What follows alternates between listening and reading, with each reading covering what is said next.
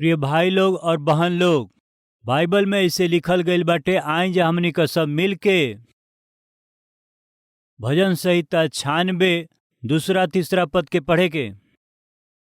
यहोवा खातिर गावा जा, उनकरा नाम के धन्य कहा जा। प्रिय हमनी का यह करेली जा, यहोवा के नाम के धन्य कहली जा और उनकरा नाम के धन्य कहली जा। दिन प्रतिदिन उनकरा कईल गईल उद्धार के समाचार सुनावत रह। सप्ताह में एक बार नहीं, दिन प्रतिदिन उनकरा सुसमाचार के सुनावत रह जा। अन्य जाति लोगन के बीच में उनकरा महिमा के और देश देश के लोगन के बीच उनकरा आश्चर्य कर्म के बयान कर। परमेश्वर आश्चर्य कर्म करे वाला हमें और जीवन में आश्चर्य कर्म के कैले हमें प्रचार कर। छिपाव मत। परमेश्वर और जीवन में जौन बदलाव कैले, भलाई कैले, जौन आश्चर्य कर्म कैले, ओके मत छिपाएं। कृपया सुनी। इस संसार में सगरी अद्भुत काम से और आश्चर्य कर्म से सबसे बड़ा आश्चर्य कर्म का हुए जानत हैं? एगो पापी के पवित्र बनावल, एगो शराबी के जीवन बदल गईल, एगो घुमक्कड़ के जीवन बदल जाओ। एगो गवाही सुन ली जा। एगो बहन के पति ना रहले, अकेले उ रहत रहली और कोनो व्यक्ति के साथ अवैध संबंध में रहली। प्रिय बहन के बदल सकत रहे, के उनकरा जीवन के बदल सकेला। प्रिय यीशु कर सकेलन। पापी इंसान के पवित्र बना सकेलन। प्रभु के दुनिया में अइला के मुख्य कारण का रहे? नाश होखे वालन के खोज के उनके बचावे खातिर के प्रभु ये दुनिया में आइल हमें सच्चाई है। प्रिय भाई और बहन लोग, रौरी जीवन में परमेश्वर के कोनो अद्भुत काम बाटे कहला से ऊ हवे पवित्र कईल गईल। रौरी जीवन के बुरा आदत से रउआ के जयवंत कईल, रउआ के स्वर्ग के बारिश बनावल और राउर नाम जीवन के किताब में लिख दिहल गईल। परमेश्वर के अद्भुत काम हवे। यही से रउआ जाके लोगन के बताई। सप्ताह में एक बार या सीजन में, खाली क्रिसमस में या गुड फ्राइडे में ही नहीं, बाकी बाइबल कहेला प्रतिदिन परमेश्वर के उद्धार के शुभ संदेश के प्रचार कर। खाली यीशु मसीह उद्धार दे सकेलन। उद्धार यानी का हवे? एगो इंसान के पाप के कारण निश्चय उनकरा के दंड मिली। उनके नरक में जाए के पड़ी। वहाँ के आग बुझी नहीं, कीड़ा मरी नहीं, वहाँ दांत पीसे के होई। ये बाइबल बतावेले। प्रिय नरक बाटे या नहीं खे, मनुष्य माने या ना माने, हर एक पापी मनुष्य के निश्चय नरक में जाए के पड़ी। प्रिय हर एक पापी मनुष्य के एक दिन नरक में जाए के ही पड़ी। इस सच्चाई हवे। बाकी वो नरक से मनुष्य के बचावे खातिर के मनुष्य से अधिक जान से प्रेम करे वाला परमेश्वर स्वर्ग से उतर अइले। परमेश्वर मनुष्य से इतना प्रेम कैले कि मनुष्य के हर एक पाप के कारण अपना बेटा के बलिदान कर दिहले।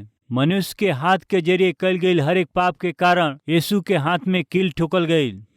मनुष्य अपना पांव से गलत मार्ग में गईले, यही से यीशु के पांव में कील ठोकल गईल। मनुष्य के बुरा सोच के कारण यीशु मसीह के सिर के ऊपर कांटों का मुकुट पहनावल गईल। मनुष्य के कुदृष्टि के कारण प्रभु यीशु मसीह के मुंह पर थूकल गईल। मनुष्य के देह के कारण कल गईल पाप के कारण यीशु मसीह के देह के घायल कल गई। मनुष्य के पाप के कारण मनुष्य के मृत्यु दंड मिले के रहे। बाकी परमेश्वर मनुष्य के जान से ज्यादा प्यार करें। यही से मनुष्य के जगह में वो खड़ा होके मनुष्य के बदले में क्रूस पर दंड उठा के प्राण दे दिहले। प्रिय एक बार मनुष्य अपना कल गईल अपराध के कारण दंड पावला से अब उनके दोबारा दंड ना दिहल जा सकेला। बाकी परमेश्वर मनुष्य से प्रेम कैलन, यही से मनुष्य के दंड ना मिले के चाहिए। यही से मनुष्य के बदले परमेश्वर अपना प्रिय बेटा के दुनिया में भेजले और प्रभु क्रूस पे अपन प्राण दिहले। केकरा से उद्धार? नरक से उद्धार। केकरा से उद्धार? नरक के कुंड से उद्धार, नरक के कष्ट से उद्धार परमेश्वर प्रदान कैले। प्रिय रउआ पूछ सकिला, हमरा पाप के दंड प्रभु उठौले तो हम कैसे ओके बच सकिला? प्रिय मान ली केहू से रउआ 10,000 रुपया लिहली, एक हफ्ता में हम दे देव कहली, बाकी ना दे पौली। जे पैसा दिहलू व्यक्ति रउआ से बहुत बार मंगले, परेशान भइले, पैसा ना दे के रउआ बच के इधर उधर घूमत रहली। एगो स्थान में पकड़ के कहे लगलन 10,000 देव कहला, ना दे के हमके परेशान करत हवा, अपना बात से मुकरत हवा और बच के घूमत हवा, ऐसे कब तक करबा? तू यही समय हमार पैसा देबा कि नाही, वो कह के राउर कालर पकड़ लिहले। बाकी यही बीच एगो व्यक्ति रउआ के जानत रहले, जे रउआ से प्रेम करत रहले। उ आके उनसे कहले, तू काहे इनके डरावत हव, धमकावत हव? उ कहले पैसा लेके ना देत हवन, बच के घूमत हवे, गुस्सा ना आई तो का आई, यही से इनसे मांगत हई।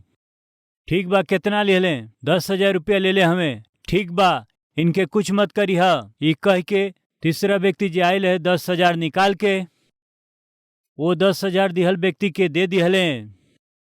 अब 10,000 देले बना वो व्यक्ति 10,000 रुपया ले करके खुशी से जइहा या नाही, खुशी से लेके गईले। अब वास्तव में 10,000 रुपया लेके जे ना देत रहले और अपमानित होखत रहले, जे दंड पाव वाला रहे, अब छुड़ावल गईल हमें कि ना छुड़ावल हमें? छुड़ा लिहल गईले। ओकर कारण ये हवे कि उनसे प्रेम करे वाला व्यक्ति उनकर सहायक बन के 10,000 चुका दिले। उधार चुकावल बाटे, यही खातिर जे उधार लेले रहे वो दंड से बच गए, काहे कि उनकरा ओर से कर्ज चुकावल बाटे। यदि ई रउआ के समझ में आ गईल बा तो 2000 बरिस पहले प्रभु यीशु मसीह एग्जैक्ट इहे कैले रहले। हमके और रउआ के पाप के बदले जौन दंड मिले के रहे ओके सही न पाव के बदले में हमरा और जगह में वो दंड उठौले। हमके रउआ के दंड ना मिले, वो बचा लिहले। ये अद्भुत सुसमाचार हवे, ये अद्भुत उद्धार के सुसमाचार हवे। परमेश्वर कहत हमें ये उद्धार के सुसमाचार के लोगन के बतावा जा। प्रिय 2006 में परमेश्वर ये प्रतिज्ञा के या वाचा के दिहले, दिन प्रतिदिन उद्धार के सुसमाचार के प्रचार कर। प्रिय हम हर दिन जाके गांव में सुसमाचार प्रचार करत रहली। उतना पर संतुष्ट ना होके कलवरी आवाज के प्रसार के टीवी में प्रचार कैला के दिन में सप्ताह में खाली एक दिन प्रचार कैल जात रहल। वो एक बार के प्रसार कैला खातिर भी पैसा ना रहत रहे।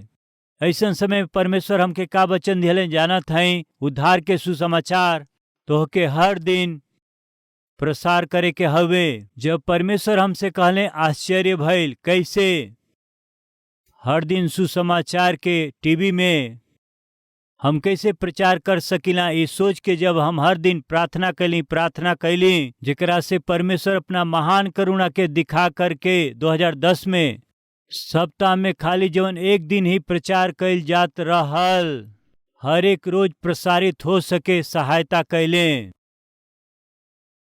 प्रिय रउआ जानत हई, पूरा भारत में प्रतिदिन टीवी में प्रसारित होखे वाला कार्यक्रम हमनी के कलवरी आवाज के कार्यक्रम ह।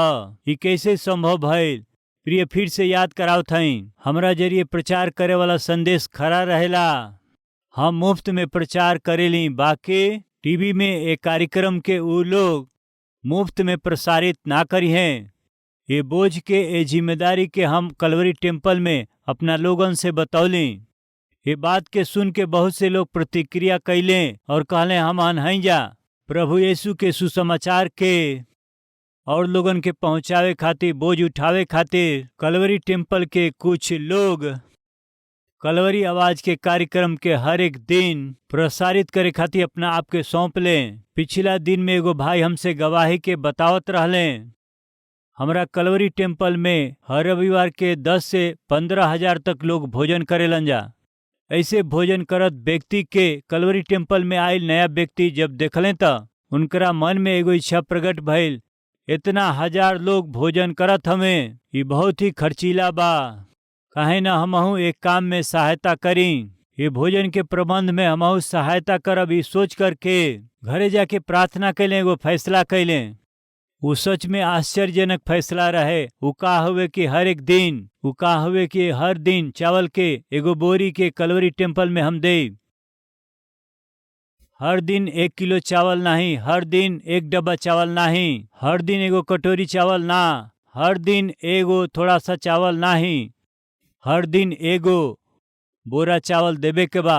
प्रिय रउआ जानत हई, वो व्यक्ति साल में 365 बोरिया चावल हमनी के कलवरी टेम्पल में दे के जात हमें। वो भाई सोचले कि हम शारीरिक भोजन खातिर कुछ न कुछ मदद करत हई, बाकी आत्मिक भोजन देवे में कुछ न कुछ मदद करे के बाना, आत्मिक भोजन के भी लोगन के बांटे के बाना। इस सोच के कलवरी आवाज के महीना में एक बार सहायता करे शुरू कैले। संतुष्ट ना होके हर एक हफ्ता में कलवरी आवाज के एक बार सहायता करे के शुरू कैले।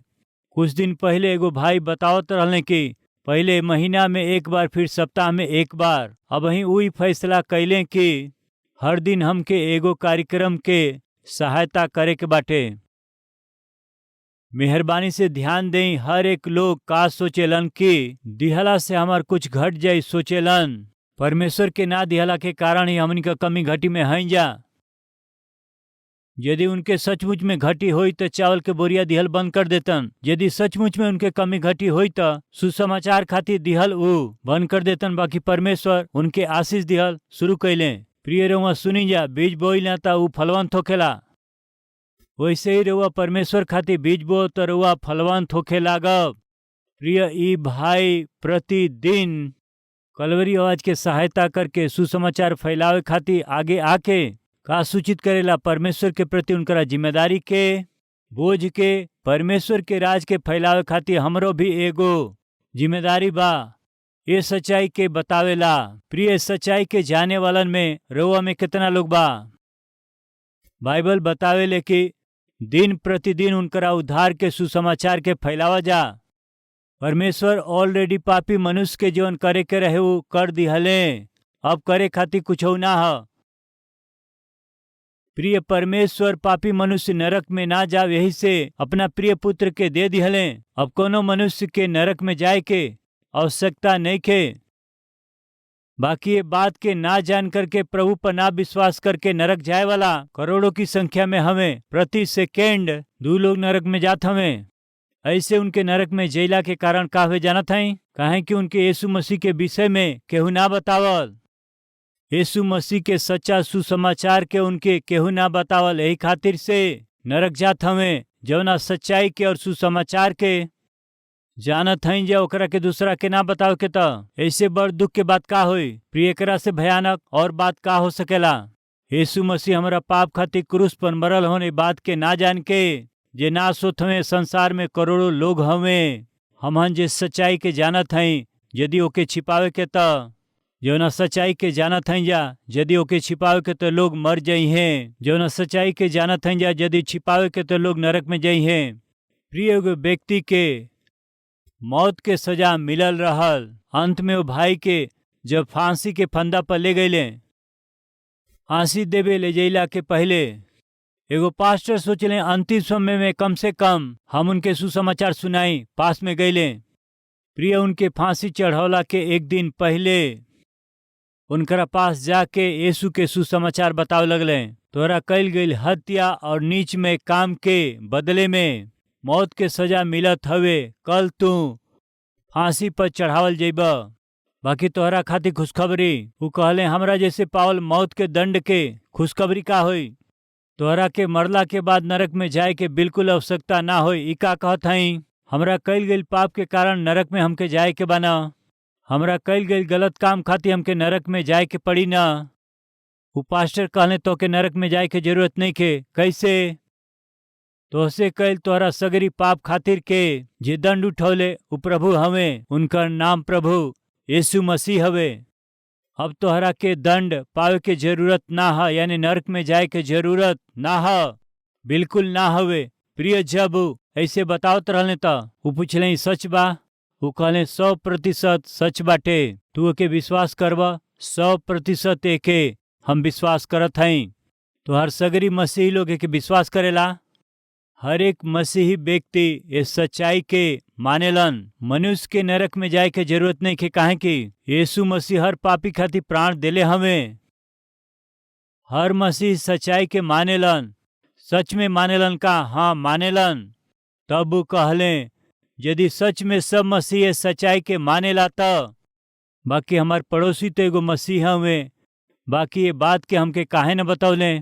प्रिय कुछ समझ में आए? जे मरे वाला रहे वो कहत हवे कि हमरा घर के पास रहे वाला एगो मसीह व्यक्ति हमारा साथ कई साल निवास कैले, कबो यीशु के बारे में ना बतौले। कब ही एगो पापी व्यक्ति के प्रभु यीशु बचा सकेलन ना बतौले।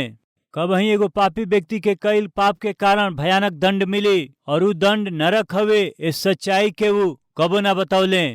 वहाँ की आग बुझी नहीं, कीड़ा मरी नहीं, रोवे के पड़ी, दांत पीसे के पड़ी। अब बताओ थाई रोमा कहेली ये बात के सब जानत हवे तो हमार पड़ोसी अब तक हमके काहे न बतौले, काहे छिपा के रखले। आज जो बात के रोमा बताओ थई 10 साल पहले हमार पड़ोसी बतौले होतन तो हम अपराधी ना भइल होती, हम एगो हत्यारा ना होती। जौन सच्चाई जानत हुए ओके ना बतौला से ही हम एगो अपराधी बन गईली। काहे हमरा साथ अन्याय कैले। हेलो, एगो हत्यारा कहत हमें काहे तोहन लोग हमके धोखा दिहला, काहे पड़ोसी हमसे ऐसे धोखा कैले। जौन लोग पाप में और अपना अपराध में से जियत हमें उनके बचावे खातिर हमनी के परमेश्वर हमें, पापी मनुष्य के सुधारे वाला परमेश्वर हमें, कईल पाप के वो क्षमा करे वाला और स्वर्ग में ले जाए वाला परमेश्वर हमें।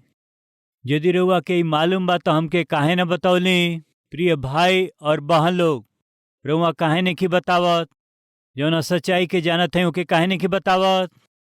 कल जब न्याय के दिन जब आई, रौरी आसपास रहे वाला राउर पड़ोसी और रौरी साथ नौकरी करे वाला रउआ के स्वर्ग में देख के शायद यीशु मसीह से कहन जा ये मनुष्य आज रौरी पास स्वर्ग में हवे, बाकी स्वर्ग हवे नरक हवे। इस तरह से मसीह के क्षमा के जे ना पाई ऐसे मनुष्य नरक में चल जाए, एके जान करके भी जे रौरी पास खड़ा बा ओमा हमार पड़ोसी भी हवे, ये बात के वो हमके ना बतौले। प्रिय भाई और बहन, रउआ के देख के रौरी आसपास के रहे वाला लोग, रौरी साथ नौकरी करे वाला, रौरी साथ पढ़ाई करे वाला ये बात के कही ना पावे। काहे भाई, काहे हमरा साथे मिल के नौकरी कैला, हमरा साथे यात्रा कैला, हमरा साथे तू मिल के निवास कैला, हमरा साथे खैला पियला, बाकी कबही तू हमरा के यीशु के बारे में ना बतौला। स्वर्ग में ले जाए वाला परमेश्वर कह के हमके ना बतौला। हमरा साथ काहे बुरा कैला, हम का कली तोहके। इस तरह से राउर मित्र रउआ के कही ना पावे, दोस्त ना लगावे। प्रभु में हम विनती करत हई, प्रिय उद्धार पावल हर एक व्यक्ति उद्धारकर्ता के विषय बतावे के बा।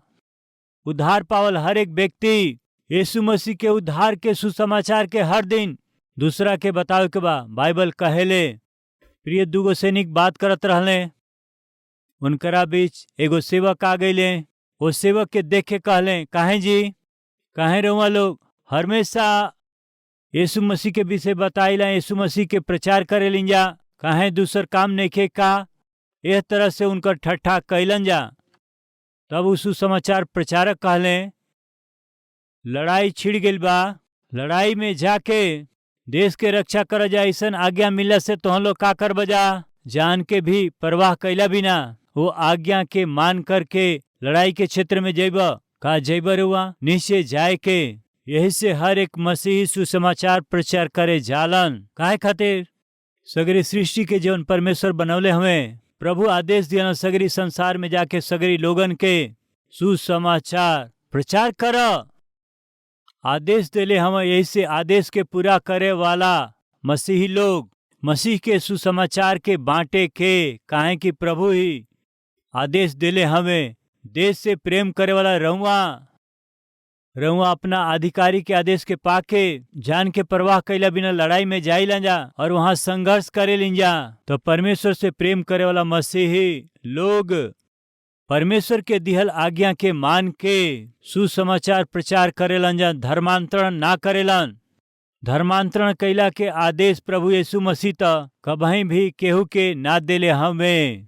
उ जवन क्रूस पर बलिदान कैले और त्याग कैले ओके बतावे कहले, सुसमाचार सुनावे कहले। ये हर एक सच्चा मसीही करी यदि मसीह हमें त। प्रिय, हमार आज्ञा के मत मानी, हम ही ना कहत हई, बाकी माना हम कहत हई। वो परमेश्वर कहले दिन प्रतिदिन उनकरा उद्धार के सुसमाचार के प्रचार कर। आई जा हम सब प्रार्थना करें जा।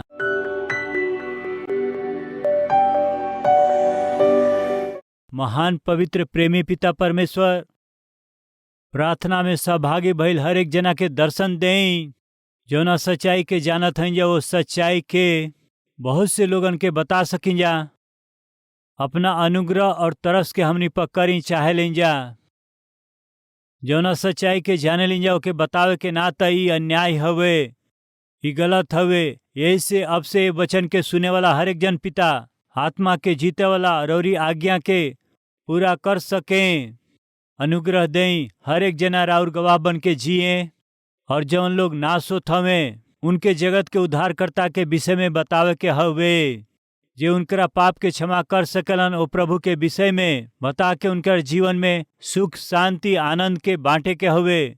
सबके सुख शांति देवला रौरी सुसमाचार के हर एक जना के सुनावे के हवे। ऐसन जिम्मेदारी हर एक जना के दें। यीशु मसीह के नाम से मांगत हैं पिता, आमीन।